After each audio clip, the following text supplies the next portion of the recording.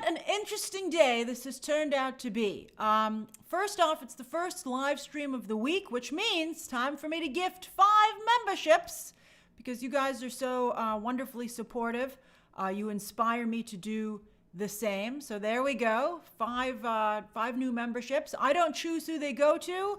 YouTube selects who they go to based on who interacts with the channel the most.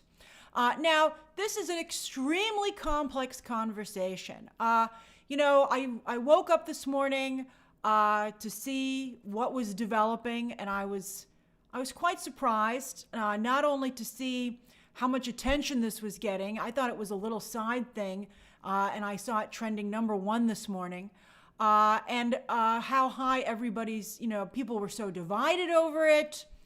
And just like there was a lot of emotions that were going on. And I decided, the more I thought about it, the more I felt that there was really a very interesting conversation to be had here. And the reason I chose to do this live is because it would take me hours to edit such a video. And, this is a conversation that's happening right now. So I wanted to do it live so that I could get into the conversation as quickly as possible. I look forward to hearing your comments and questions on the side here. Thank you to those of you who've gifted memberships. Thank you, Garnet Fire. Thank you, Danny. I'm going to go through my copious chapter times, and then at the very end, I will do a Q&A. So you can ask me your questions and comments about these 2 elements. But for the most part, I'm going to focus, I'm trying really hard to get out my thoughts on this, because I think this is actually extremely interesting. All right, so 48 hours of drama. I find it fascinating. For the last 48 hours, we've had a lot of drama about the 2 characters that are looking to replace Chris Evans' Captain America in the movie pop culture space. Anthony Mackie's Captain America and David Corenswet's Superman. We're going to talk about that. But just for those of you who maybe have not been following what's going on, you're not as dialed in, don't worry, I got you. So on Sunday, for the runner, on Sunday here in the United States, they had 2 major football games to decide who would play in the Super Bowl. It was the 2 conference championships. And those are very, very big games. So Warner Brothers put together a TV spot for Superman that had only 2 new shots of footage. One was Lex Luthor, which had been seen before in something else that had gone online. So the only truly new shot was this weird wonky shot of Superman with cross eyes. And that just blew up and took up a life of its own. And there was questions as to whether or not, people were being unfair to the movie and to DC, and we're going to talk about all that. So that was Sunday. And it even carried over into Monday to some degree. Then this morning, well, actually, I think late last night, because Anthony Mackie's in Rome right now promoting Captain America Brave New World, he made some statements that have, really, I think fittingly for a character playing Captain America, really, they were just, it was just like an explosion on social media. It really, it just lit up both sides of the conversation. We're a 50-50 split nation right now. And it just, I want to talk about, now that I think we've had a little bit to think about it, I think cooler heads can prevail a little bit, and we can really, dive into what he said and probably what he actually meant by that. Because Anthony Mackie wants this movie to do well, I'm sure. And so one has to wonder if that was the case, like what was his intention with the statements that he made? All right, so Captain America versus Superman. Now, for quite some time, DC Comics ruled the pop culture space with Batman and Superman. But one of the most incredible things that Kevin Feige was able to do was he was able to turn Iron Man and Captain America into society's Batman and Superman, and to wrestle those that allegiance in pop culture away from DC and take it into Marvel. I think no more so than Captain America stepping in for Superman. Superman had stepped away from truth, justice, and the American way, and just representing truth and justice. And also Superman's, Superman's always had a little bit of a tough time, which is why I think it's so weird that the powers that be always continue to try and push Superman as a character when he just doesn't have the popularity as Batman does. I think he was popular when Christopher Reeve took on the role, but it's just been a while since Superman has been that popular. You even saw it reflected when Zack Snyder did his movies. He did Man of Steel, which only grossed around the 600 million range, and it wasn't until he added Batman to the mix that he started to get bigger box office numbers. So that's just the way it is. Thank you, Green Lantern's Light. So it was incredible to me to see Captain America take over for Superman. It's something that you would never think that would be able to happen, yet it did. So let's talk about the rise of Steve Rogers, which I find absolutely fascinating. All right, so it started with the Captain America movies. And as you might recall, when they had the first Captain America film come out, there was a thought that maybe the character wouldn't work because he was maybe perhaps a little bit too clinging to the flag. It was a very old school, it took place during World War II, basically, but it was a very old school type of patriotism that I don't think totally clicked with the majority of audiences. Strong fans of Captain America liked it, but it wasn't the breakout hit that I think, it eventually became. And that's once Captain America started to embrace standing up to the powers that be. That started in Civil War and then carried on to Winter Soldier. And we're going to talk about that a little bit in just more in a moment, but I want to talk about from a business perspective. To some degree, Cap's movies eventually became Avengers movies. Civil War is an Avengers 2.5 film. But these films were incredibly popular and really helped Captain America. And so you could really also see this reflected in the Avengers films. Now, when the MCU started, it was Robert Downey Jr.'s world and everybody else was just living in it. So much so that he strong-armed his way. He saw the rise of Chris Evans as Captain America. And as you might recall, remember, he forced himself into the third Captain America movie because he was like, who's supposed to be the Marvel daddy? Thank you very much. Now, in the first Avengers movie, you can see Robert Downey Jr. front and center. In this movie, Age of Ultron, you might recall that they had to put out two posters, one favoring Captain America, one favoring Iron Man, with who was the center of focus in the poster. Remember that? Then here, I think in Infinity War and Avengers Endgame, even though Tony Stark is a major part of the story, I think Captain America at this point was fully in his own and really in charge of these movies and had become the people's hero, which I found fascinating as it was happening. I was like, Bucky killed Tony's parents! And everyone was like, leave him alone! And I was like, what? Now let's talk about, so you could see that reflected in the popularity of the character. But I want to talk about Captain America versus the establishment, which I think has reflected what has been happening in society. So I hope that Marvel is aware of that, either by design or accident, they have somehow found themselves with their finger on the pulse of global politics. And so I hope that they're able to traverse this, from project to project. I hope that from an architectural perspective, they understand the story that they're building from movie to movie, because, this is incredible. And they might actually be doing that to some degree. Wait till you see how this all works out with Avengers Doomsday. So as you might recall, in Avengers Winter Soldier, he took on Alexander Pierce, a high-ranking government official. And Cap was fighting people in S.H.I.E.L.D. It was a really big deal. Then, of course, he had major problems with the Sokovia Accords. Thank you, Not Modern Art History. He was very, very upset about that, and he was the only one who stood up. It was a major moment when he refused to sign and went on the run against his own country and against Tony. That was just incredible what happened there. Then, of course, Stucky.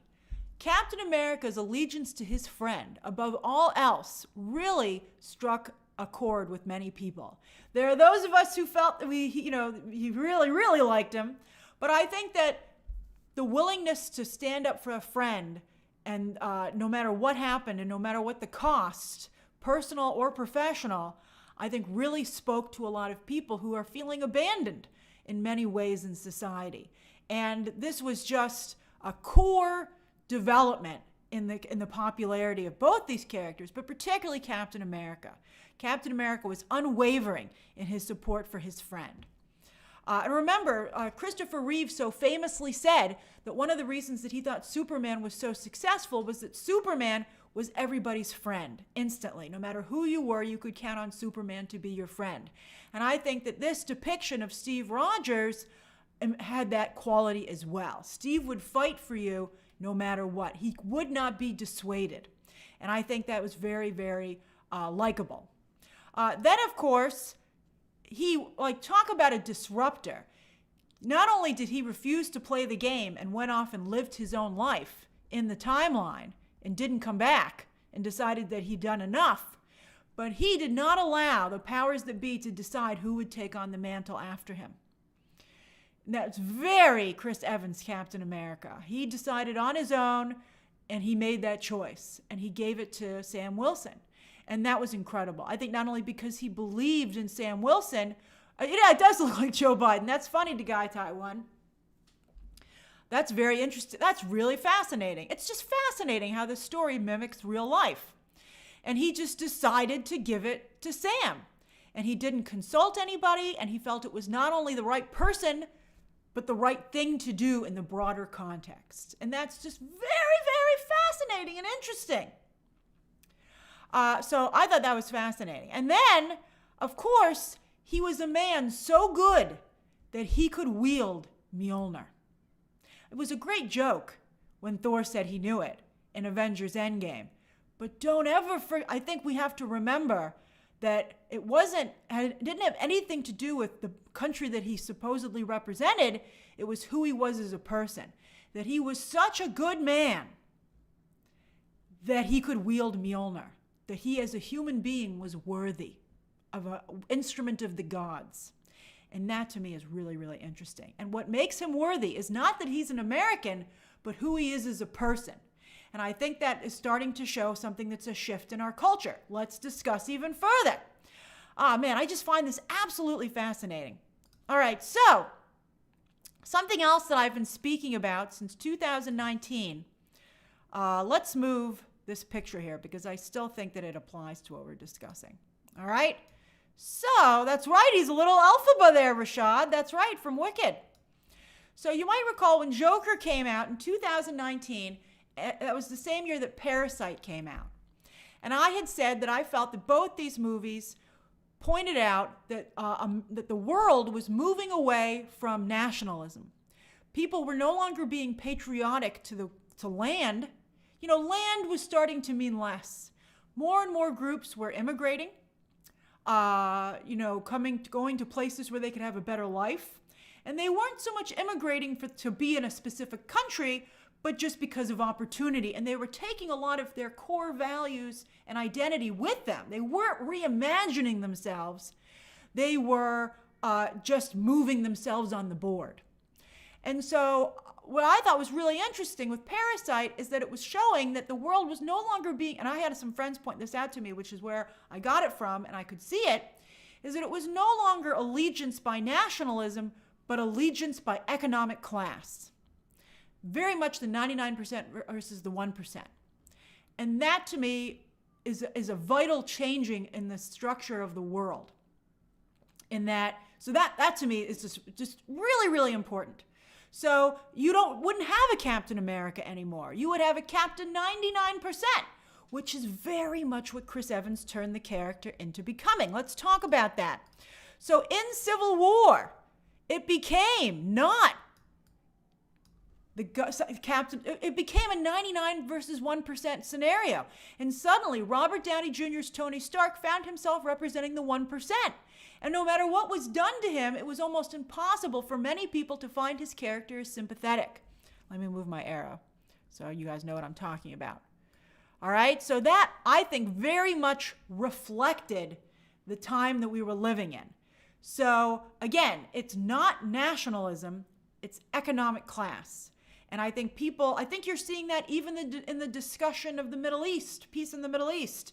It's becoming a discussion about, people aren't really seeing it so much nationalistic as they are in terms of economics and what group that they are in a global scenario. So very, very interesting. I'm glad you guys are enjoying this conversation. I really wanted to take it to a healthy, positive, intellectual space. All right, so then here's what I find even more fascinating, and I only had this epiphany this morning. Tony became the villain. That's where it happened. It's like what they said in Batman. If if either you die the hero or you live long enough to become the villain. That's where things have gone. And suddenly, to some degree, this evolution makes a little bit more sense to me. That he went from being the hero of the MCU to the villain. And it's very much because of what Tony Stark represents. Corporations, the wealthy, the 1%, tech bros. He's a tech bro. I mean, that is just amazing. Look who was at the front line at the inauguration in the front seat. I mean, this is very, very interesting stuff. And it's going to get even more interesting as we dive further into this and we talk about the potential return of Captain America, Steve Rogers, and also what's going on with Falcon and Nomad, potentially. All right? So this is just interesting, really fascinating stuff. All right, so let's talk about next, as this conversation continues to evolve, what exactly did Anthony Mackie say? Well, I have his quotes here, all right? All right, where'd it go? All right, so Anthony Mackie said, Captain America represents a lot of different things, and Mackie doesn't think the term America should be one of those representations. It's about a man who keeps his word, who has honor, dignity, and integrity. That's what he said. A lot of people focused on the Captain America shouldn't represent America situation, and that does not seem to make a lot of sense. I'm going to explain where I think he was coming from. So the next thing I want to say, so those were the comments that he made, okay? But one thing I want to point out is that he made them when he was in Rome. That's him right there on the press tour, that photo of him. Anthony Mackie was here in Rome. He's trying to promote a movie called Captain America to a global audience. That is very difficult to do. And I think that he might have forgotten that the words that he says would still echo across the globe. But try and think about that. The guy's sitting down doing an interview in Italy trying to convince Europeans to buy a ticket to see Captain America. So I think that his comments make a lot of sense when you put him in that mindset. All right? Then I also want to point out that I think that the only word that he was really missing here was only. So a lot of articles picked this up, as you can see. A lot of them are conservative papers, to be honest with you, who just were looking for the situation. And Newsweek has veered a little conservative now and there. But I think the thing that he was just missing was the word only. It says Captain America shouldn't only represent America. These are ideals that should be valued and regarded everywhere. And I think that's very true. And I think that's obviously only he can clarify, but I think that's what he meant. I think he meant that this character stands for things that should be appreciated globally. And it's a conversation that we all are having. I mean, let's be honest. America's situation right now politically is happening in every single country in the world. I read an article about that just yesterday in the New York Times about how every single country, particularly in Europe, East and Western European countries are having elections coming up. They're having the exact same conversations that we're having. And I think that Anthony Mackie's trying to say that what he stands for and what he's depicting in the movie is a conversation that we're all having, and that his character is trying to represent the idealistic aspects to everybody that we all should value. So that's the situation that I think that he found himself in. Now, the only problem that he runs into here, I want to point this out, is that he's playing a character called Captain America. He's literally wearing the flag. His name literally has the word America in it. So I think that's why that's why his comments, I think, at first, especially when you first hear them, are very confusing. So I think that unlike, say, Superman can be a global hero because his name is Superman, not America Man. But Captain America, except when he became Nomad, which we'll talk about in a moment, Captain America cannot remove himself from America, for good or bad. You know? I mean, some people, I think understandably, said it's a very difficult position for Anthony Mackie as a man of color to be representing America at this period in history. But he is. And I think that that is very powerful. And I think the most important thing is that this movie be successful. That, to me, is what could do the most good for society.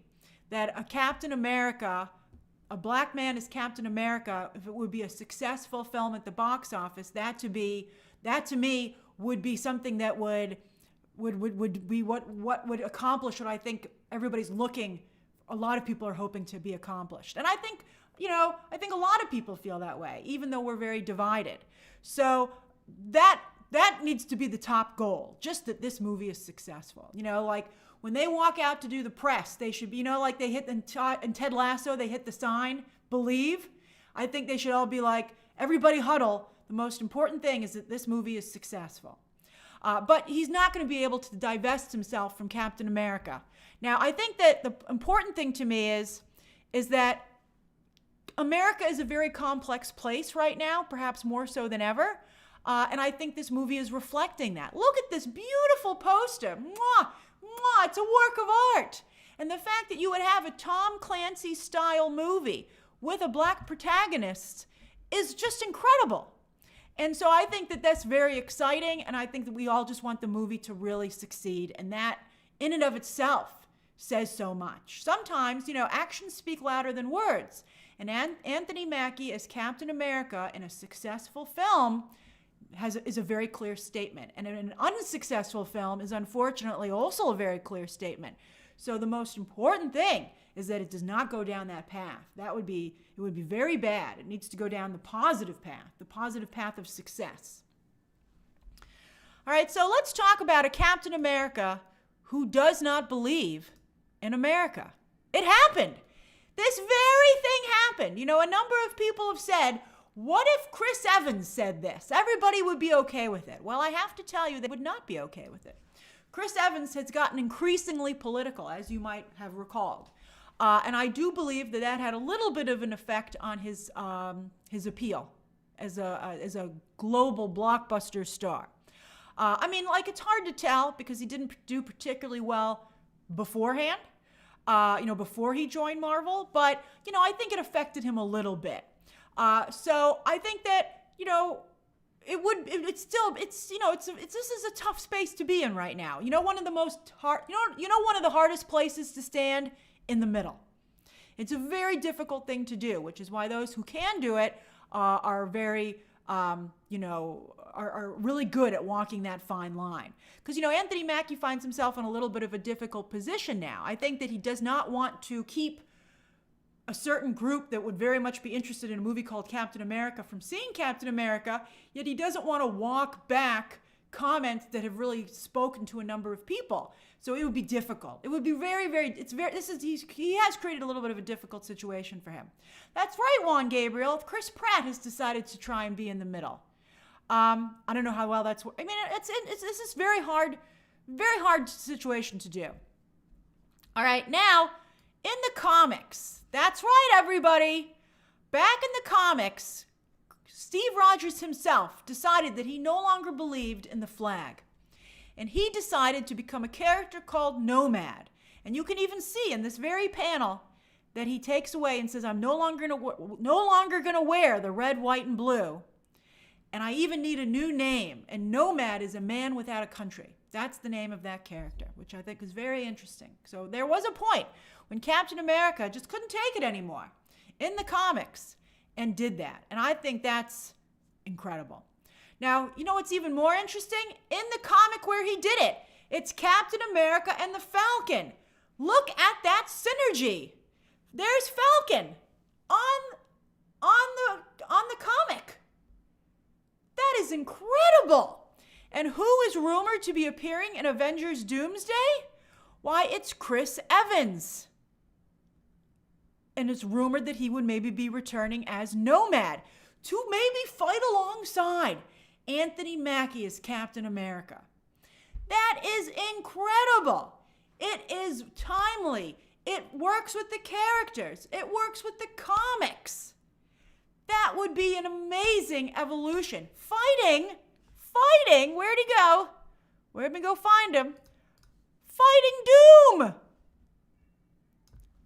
My God, that's beautiful.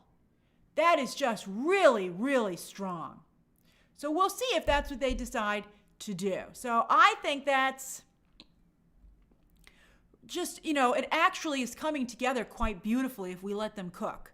You're like, holy crap, you're actually doing it. So I hope that this is how things align. And again, it's got everything. It's it reflects the world that we live in. It fits the characters and the journeys they've been making in the MCU. And it's reflective of the comic books that it's based on.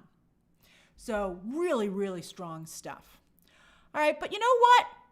Somebody else wants to be the new Captain America, and that is James Gunn's Superman. The original Superman. They want to see if they can wrestle that character back. And I think that James Gunn is trying very hard to see it. I think he sees an opening here, and I think he wants to come in here. Now, what's fascinating to me, somebody said, and I thought this is what put the idea in my mind today. Somebody said, and let's get a better picture of David Cornsweet in here. This is an amazing photo of him. Look at that. He looks like it's fresh off the farm. I love it. He looks so great. But yes, Anthony Mackie as Captain America and David Cornsweet as Superman have moved away from Beefcake.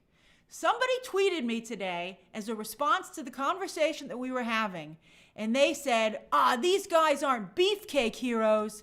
They're like us.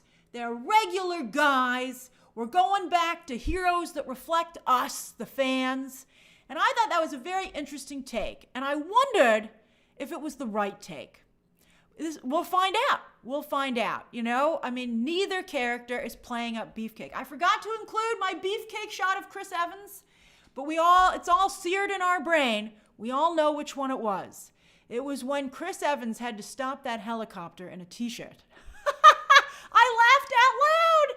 Now I want to point out when that happened. Now I want to point out to you, to be fair, both of these men have gotten into fantastic shape. David Cornsweet and Anthony Mackie. They both look great. Anthony Mackie, he's Captain Cake in a couple of his shots from the trailer that we've seen.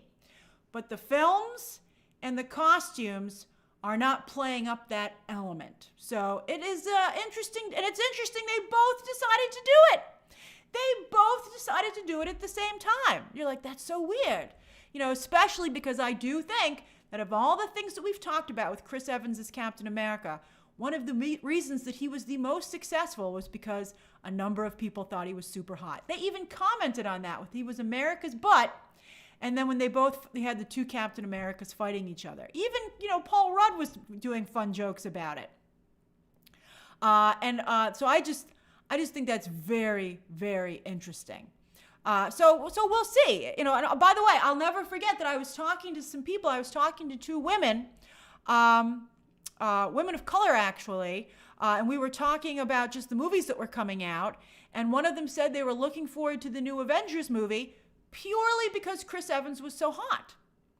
And so I think that there are the fans that go, like the hardcore fans, but how are you going to get the casuals to go? What gets a casual person to go and see a Captain America movie or an Avengers movie? And I think the Beefcake is one of the elements that has been doing it. We talked about that. And I'm surprised to see both films move away from that. All right, so let's talk about the Superman TV spot controversy. Woo! All right, so as I said, over the weekend,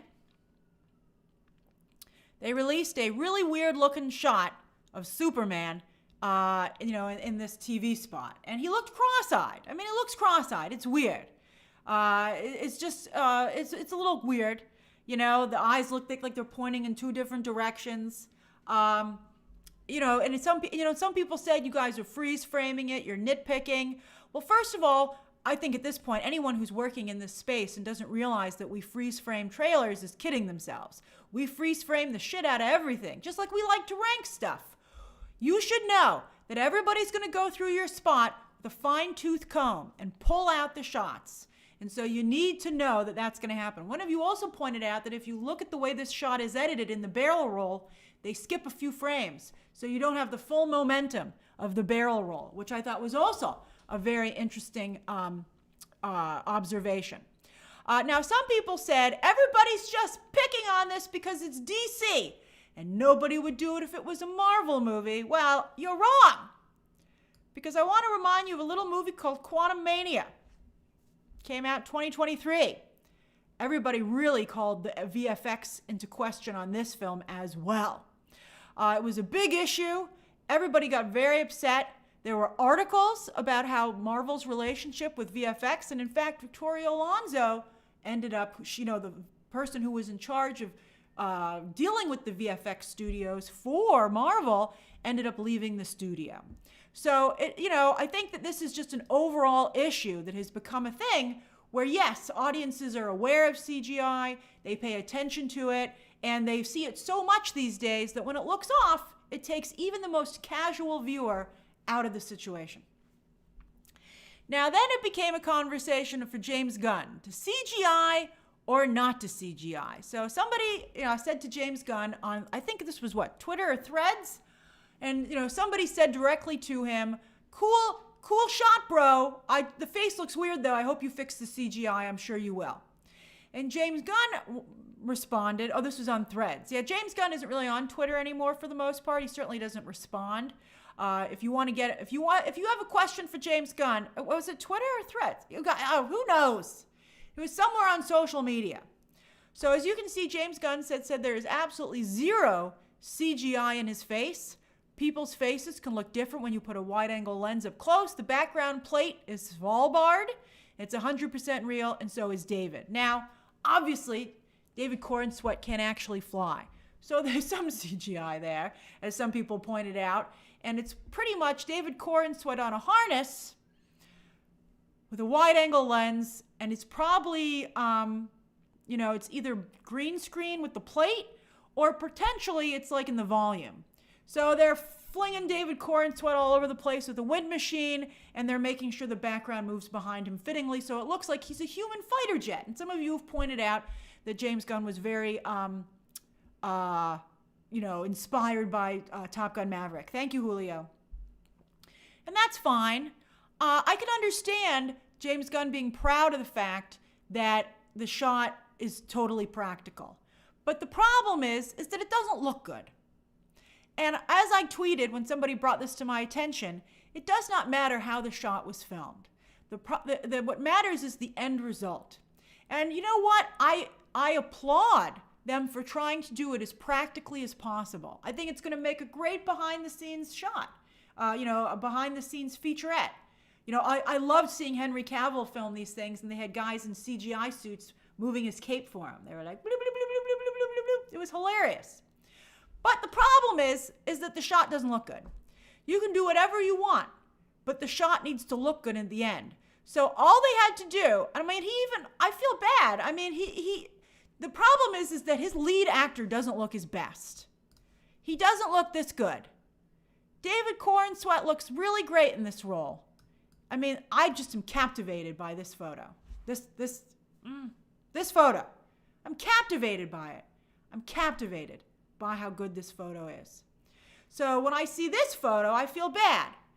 I go, when your actor looks like this, why did you make him look like this? That's right. His face is all puffy, his eyes, aren't the right size. One's bigger than the other. Look like they're pointing in different directions. There's no shame in going in here with some CGI and fixing it up to make sure that your lead looks the best that he can. I don't care if that's what he would actually look like being when he flies. They're like, when you fly, you don't look good. It doesn't matter. It's not, as Alfred Hitchcock so famously said, it's a slice of cake, not a slice of life. Now, of course, you want some things to be a slice of life, but not a Superman movie. It's a comic book film. So I think that they should have gone in and CGI'd it. I think that it's crazy to me that no one caught this when they were testing this TV spot to be released. They were like, oh, it's a good thing we watched it. He's cross-eyed. That's just what I think they should have done. Because, it's a distraction the movie just does not need. You don't need it.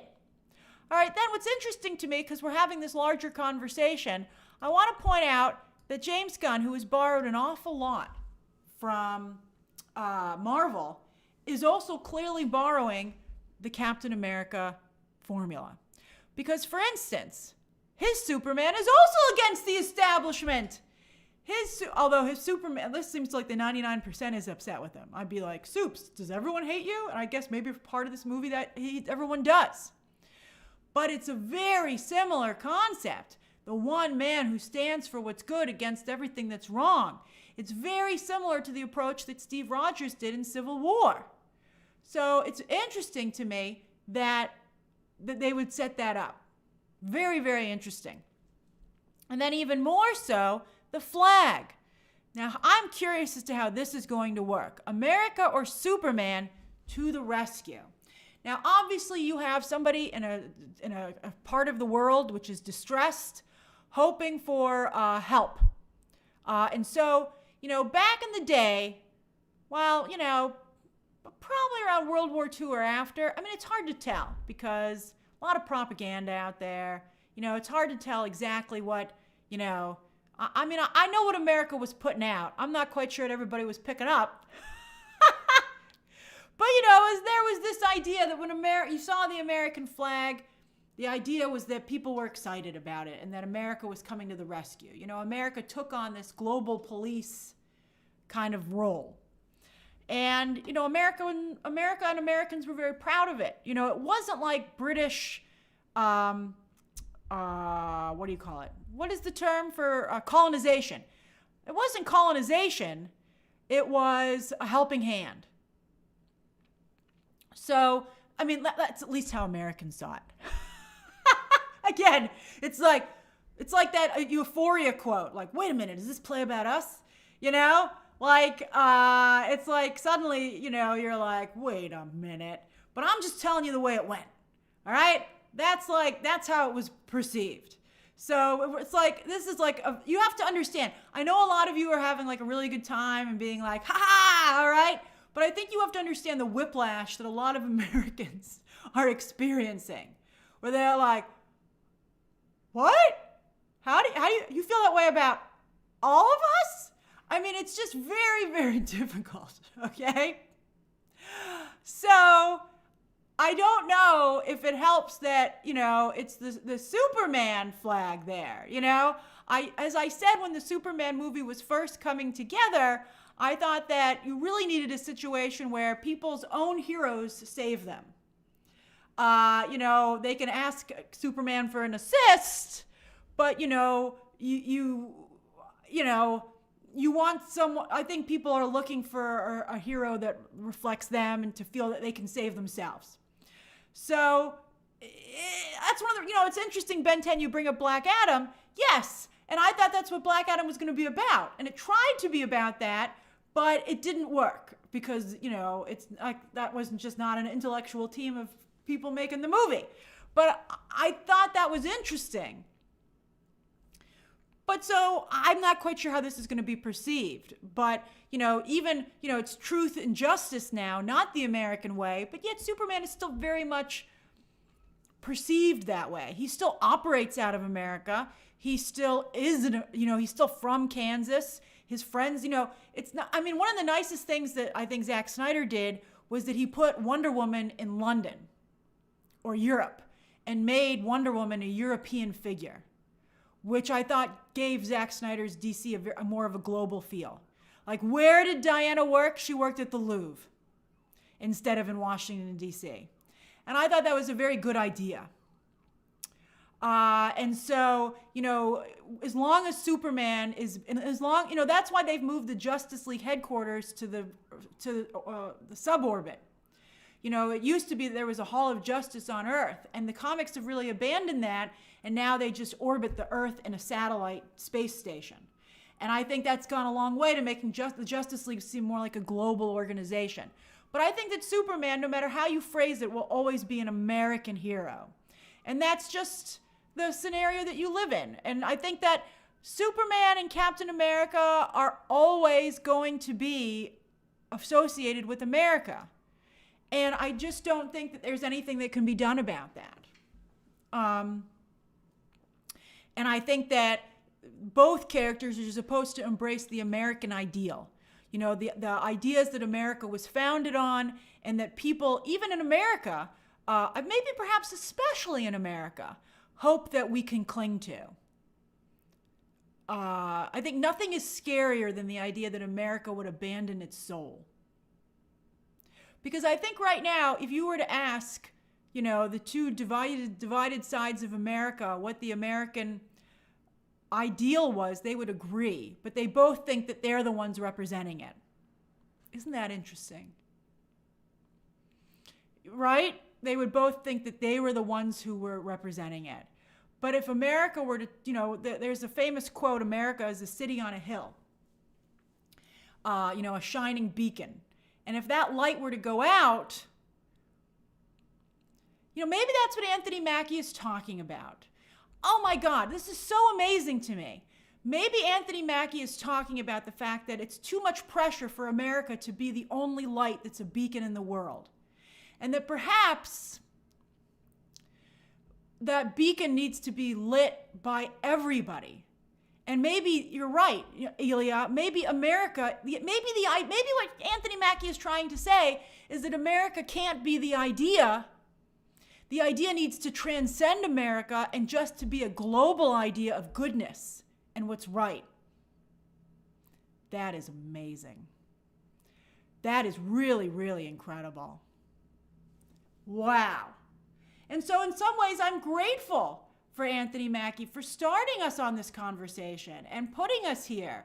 And where are we in a world where we just have like these knee-jerk reactions to this instead of actually discussing it and getting ourselves to a point where we feel, oh my God, this is a fascinating conversation.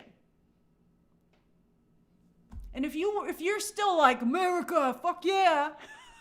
Well, it was Captain America who introduced it, thank you. It was Captain, you know, so you can just take that at least. But I think that's really beautiful. And I wish, and this is where the interviewer is crucial. You know, the interviewer should be like, you want to have a geopolitical conversation, Anthony Mackie? Let's do it. And ask him to explain himself further and to clarify. But that to me is incredible.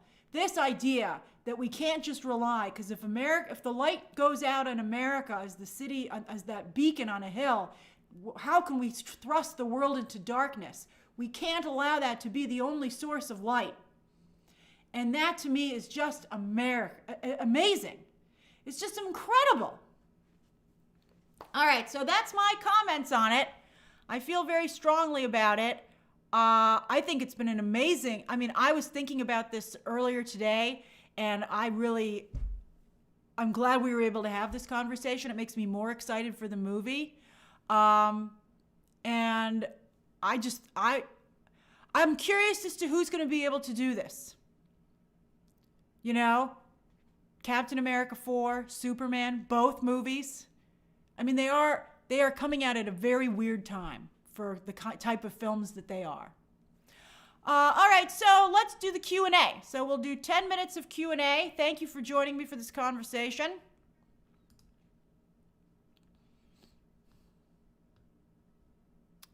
All righty. All right, it's 3:17.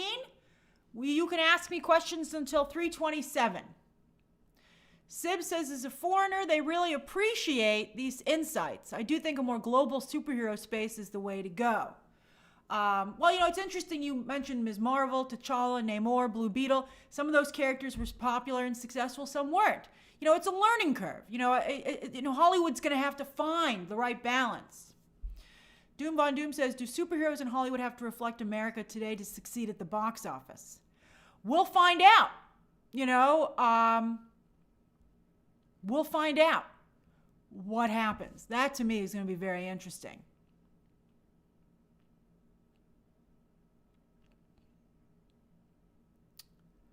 Let's see here. Alowan says, "I love you." Oh, thank you. I'm glad you enjoyed this conversation. That's very sweet of you. You know, I really wanted to.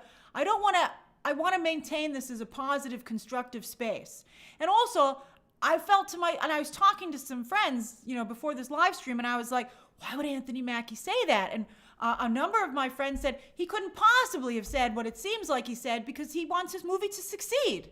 So we really had to dig deep, and I dug deep, and I was like, okay, well, what was he saying then? And what was his intention? Mr. Andrews says, thanks for this amazing analysis. Thank you. I'm so glad. Do you think fans will like Steve Rogers as Nomad? Again, that isn't 100% confirmed that that's the character he's playing. That's the rumor. I think if that is the path they decide to go down, which would make sense, because then you wouldn't have two Captain Americas then. You wouldn't have Sam Wilson having to compete with somebody. And they would still be reunited, but with a very different dynamic. I think it would be very crucial how it was handled. But I think the Russo brothers have shown an ability to handle things well, at least for Marvel. Nacho says it's a Marvel movie. It's not that deep. It's not Citizen Kane. But yet, I think that I don't know how they're planning it. But I mean, you can't deny how beautifully it lines up. You know, whether they realize it or not. Maybe it's just instinctual, but I mean, the way it's reflecting society, I think, is undeniable. I'm glad you enjoyed this conversation, Pumpkin. John Thrasher says, have you heard any plot to you about Fantastic? I'm not ruining Fantastic Four, John. Don't get me in trouble. Let's see here. I have heard quite a bit about it, actually. I got some very interesting information the other day. But I can't tell you. All right, in the moment reels. Grace, I loved all that. I hope you're right, and it is a conversation we should all be having globally. I mean, that would be beautiful. It would be really beautiful if the movie brought that about. I'm very excited to see if that is the context of the film. Georgie Porci says, I think Captain America should represent the ideals that make America, not America itself. Yes, I think that's always been the case with Captain America. I think he's always represented the ideals. But I think maybe what Anthony Mackie is saying is that we need to evolve beyond that. And these can't just be considered American ideals. America can't have a monopoly on being a good person who keeps their word and is honorable. That should really, it's like, I don't know, it's like Captain Jesus. Those are qualities that I think should resonate, even beyond religion. I mean, many religions, across the globe highlight the same good qualities.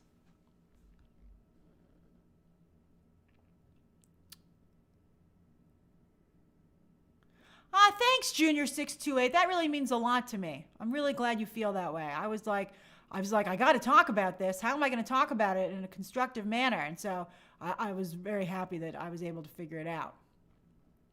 That's right, George. Marvel and DC are global brands that rely on global box office. Marnique, I'm glad you liked my Captain Cake comment. He does have some pretty big slices of cake this movie. Yummy, yum, yum. Let's see here. Josh says, could Robert Downey Jr. be Doom in every universe and Robert Downey Jr.'s Tony was the variant? All other Tonys are other actors? I don't know. Marvel doesn't always go that far. So I'll be curious, I think we have to be careful in expecting too much from Marvel. I think that's gotten us in trouble in the past. But I will be curious. I think there has to be some kind of commentary from going from the hero to the villain and who Tony Stark has represented. I mean, to have it's a big, I think there has to be something there. It can't just be the variant thing. The variant thing is the surface level thing. But, good storytelling has A and B. So what's the meaning behind it? What's the meaning? What's the heart? And I think that has to maybe be it. And now I suddenly start to get it. Paul, I'm glad this conversation helped change your opinion. Roman says, where is the Captain America press tour? Well, last thing we saw they're in Italy. I don't know. I'm not sure where they're headed next. But, they are doing a global launch and they've started. So they're going to probably be going to a number of places, probably before they wrap it up in the United States. Psycho says, Top Gun Maverick managed to have broad appeal while still embracing Americana as an ideal. I think there is a way for Captain America to succeed. Yes, and for instance, Psycho, as many of you might recall, in Top Gun Maverick, they were fighting a faceless villain, just as in the first Top Gun movie. They never, ever called out anybody as the enemy of America. And I think that was very crucial to the success of that film. Rodney says, hey, Grace, I saw Vanity Fair release a video of me having a Charlie's Angel. I don't know. We're trying to focus on this conversation, Rodney. But I don't know if they do another Charlie's Angels. You know, never say never. Garnett, I'm so glad you enjoyed this conversation as well.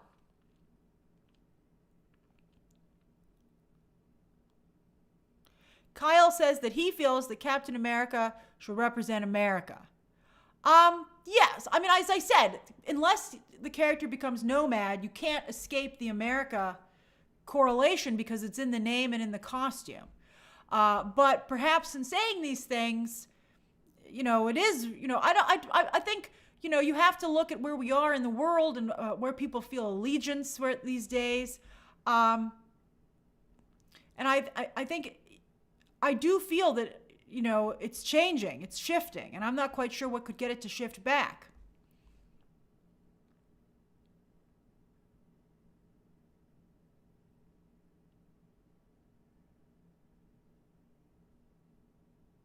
Mark says, what was the info you got about the Fantastic Four? All I'll say about what I heard about Fantastic Four was that I just said, don't expect too much, you know, don't expect too much from Marvel, but I am surprised at how much the Fantastic Four movie is going to be serving. Let's see here. Rippy says, would you like to see Coleman Domingo as the Norman Osborn for Tom Holland's Spider-Man? I can only take so much controversy, Rippy. I would think that it would depend on the success of the animated series. If the animated series is a big hit, well, then maybe that's a conversation that should be had. But I think it will depend on how the character is received. Carla Moritz says, Marvel is promoting Blood Hunt on the Marvel Universe app. This season, Marvel Rivals is about Dracula attacking New York. With how popular and well horror does, do you think we will get Midnight Suns soon? Where the heck is Blade? That's the big question. I'm not sure. They have so many things that, it must be hard for Kevin Feige. This is getting to be quite the balancing act, particularly because he's supposed to be bringing in the X-Men very soon. Bjorn says, hi, Grace. I just finished a documentary and an animated short starting another animation for my graduation thesis. Thank you for all the career advice you've given. Oh, I'm so happy, Bjorn, and good for you. I'm glad you're moving ahead. Melmax says, Grace, these kinds of discussions are why I watch your channel. Thank you. You always listen to other ideas and keep an open mind. Thank you so much. I'm so glad you feel that way. As I said, you guys have really expanded my horizons and, you know, stuff like that. It's you know, you guys have, you know, I think I've learned so much from having this channel. And I'm trying really hard to be, you know, I've always said when I started this channel, I wanted it to be the coverage I wanted to see. And so I still adhere to that. And I was like, how would I want this to be covered? And this is what I felt. Helpidio says, with America moving to a more conservative position and entertainment seemingly embracing this shift, do you see this movie succeeding? I think the next couple of weeks will be crucial. I think I'll be curious to see what Anthony Mackie's next statements and interviews are. I think the reviews will be extremely important. I think it's certainly going to help the movie that there's nothing coming out and that like people are just really hungry for a movie like this. And so I think, you know, we're going to find out very soon how things are going.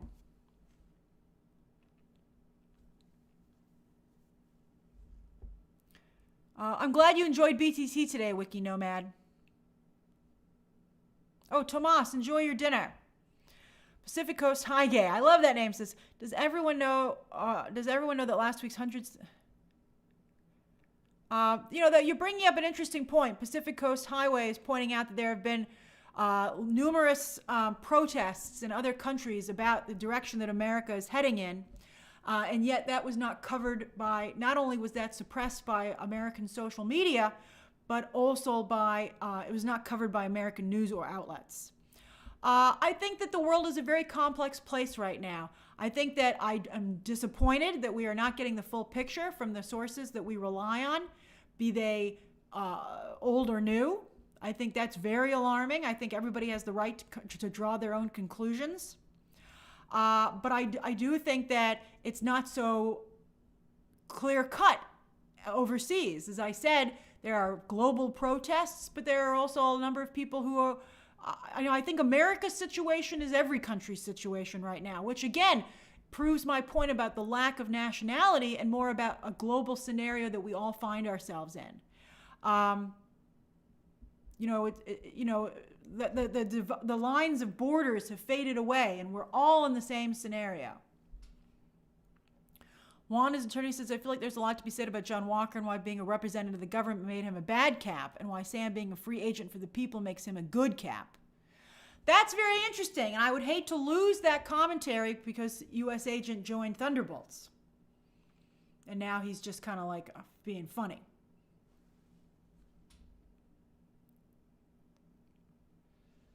Let's see here. Thanks, Isaac Lopez. C Black, I can't confirm any trailers for the Super Bowl yet. It's too early, but as I've said, and others are saying, I do believe that Marvel will follow the Deadpool and Wolverine blueprint for Fantastic Four, and the first Deadpool trailer was for the Super Bowl. However, the asterisk is that Marvel has a number of movies to promote, two of which come out before Fantastic Four, and they certainly don't want those movies to be ignored. So there is a small chance that they might hold off on a Fantastic, but I mean, I don't know how they can, because Fantastic Four is coming up pretty soon. They can't, I mean, I don't know how many, how many spots are they going to release at the Super Bowl? It could be 3. It could be one for all of their movies. Maybe they'll do a combo spot, like Warner Brothers did, infamously. Ben 10, I'm glad you're excited about, yes, Movie Math will be very interesting after Captain America releases. We will have quite the conversation because we'll have hard evidence as to how the film is performed. Right now, it's all speculation.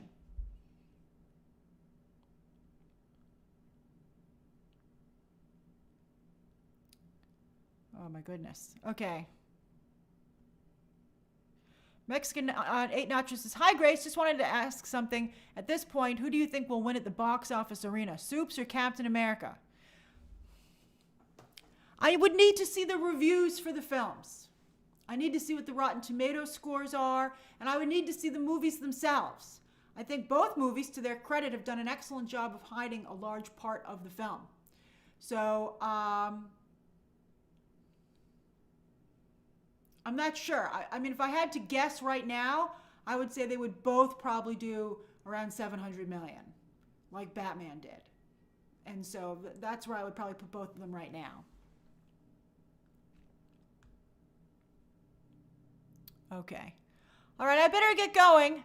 Thank you so much, everybody. I'm sorry I couldn't answer everybody's questions. There will be another live stream tomorrow. It'll be a more traditional live stream tomorrow where we talk about the usual stuff. We'll have 3 stories, some of the stories that have been percolating that I know you're eager to discuss. There will be a live stream tomorrow. The live streams this week are tomorrow and then again on Friday. All right, and then of course other videos will be going up as well. So thank you for joining me for this nuanced conversation. Let's see what happens. All right, everybody. Bye-bye. Bye-bye-bye.